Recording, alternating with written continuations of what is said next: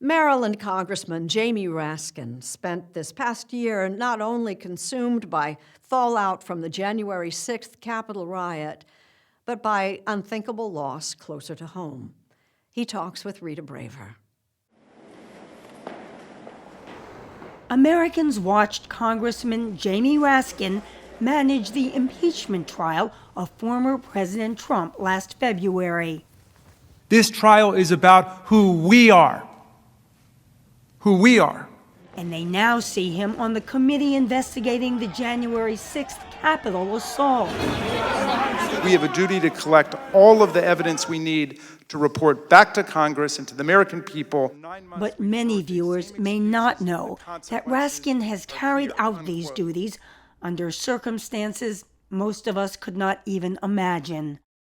After all, Jamie Raskin seems to have lived a charmed life. Since 2017, representing a Maryland congressional district that shares his pragmatic, progressive ideals. This is a community of activists and dreamers and visionaries. And it always has been. He met his wife, law professor Sarah Bloom Raskin, a former Deputy Treasury Secretary and Federal Reserve Board member, when they were both students at Harvard Law School. So why'd you marry him? Well, I knew life would be really, really deep and beautiful with Jamie. Jamie Raskin's mom, Barbara, was a best-selling novelist. His dad, Marcus, an anti-Vietnam War activist who ended up on President Richard Nixon's enemies list. It certainly gave me a sensitivity to people who get into high office or the highest office of the presidency and then abuse it for their own political purposes. When Raskin, a longtime professor of constitutional law at American University, decided to enter politics, his family was all in. Sarah, daughters Hannah and Tabitha, and especially son Tommy. Tommy was pure magic. He just was. He was always writing plays. He was always writing poems. He was exuberant. Everybody wanted to be around him. As gifted as he was, he also, as he went into adolescence and beyond, started to have some problems with anxiety and other mental issues. Yeah, he did. Like so many kids today, he had a struggle with mental health. During the pandemic, Tommy took his Harvard Law School classes remotely from the Raskins' Maryland home.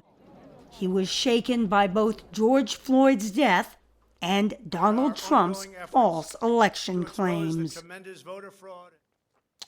The darkness of the time overcame him. And on the night of December 30th, 2020, Tommy Raskin would take his own life. And the next morning, you were the one who found him. Yes. I can't even imagine what that must have felt like. Like the end of the world. Tommy left a note Yes. for you and the family. What did it say? Please forgive me. My illness won today. Look after each other, the animals, and the global poor for me. All my love, Tommy.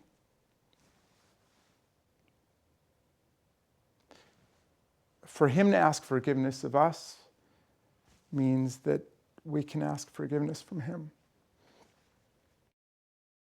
But Jamie Raskin's new book, Unthinkable, is not only about the tragedy of his son's suicide, but also about the tragedy that befell the whole nation just a few days later. On January 6th, Raskin felt duty-bound to be in the House chamber when Congress was to certify Joe Biden as the next president. Madam Speaker and members of Congress.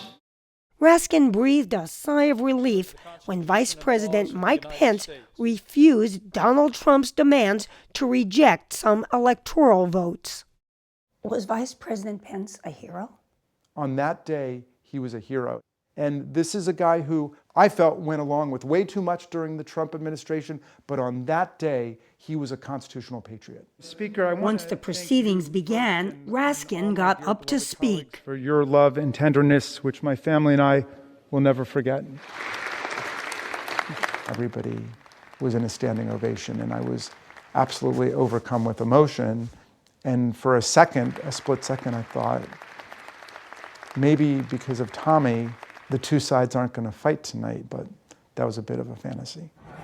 In fact, within a few minutes, after a rally where President Trump repeated the big lie that the election had been stolen from him, Trump supporters were soon storming the Capitol, trying to break into the House chamber. Boom, boom, boom. Everybody stay down! And at that point, it was pandemonium and chaos. Raskin and other members found themselves running through the hallways, trying to find a safe place to shelter.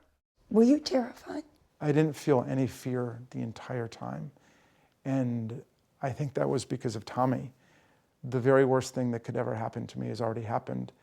And then I felt, Rita, like Tommy was in my chest. I felt him by my heart. He was giving me strength. Last February, after the House voted to impeach Donald Trump for incitement of insurrection, The evidence will show you Raskin became the lead that House ex-President manager Trump was no in the innocent Senate bystander. trial. But the Democrats could not get the two-thirds majority they needed to convict. Did you ever honestly think that impeachment would carry the day? I believed from the beginning up until the moment when the roll call was called that we could get 100 votes. I thought it would be 100-0. Undaunted, Congressman Jamie Raskin agreed to serve on the January 6th committee, methodically trying to uncover what he now sees as a plot to stage a coup. There was a plan essentially to set aside the presidential election of 2020, despite the fact that Joe Biden won by more than 7 million votes. Set it aside and then implant a new presidency. Given your own personal tragedy, why do you stay in the fight? Look, I've already lost my son, the thing most precious to me, but I'm not going to see American democracy go down the tubes. We are in the fight of our lives to defend American democracy.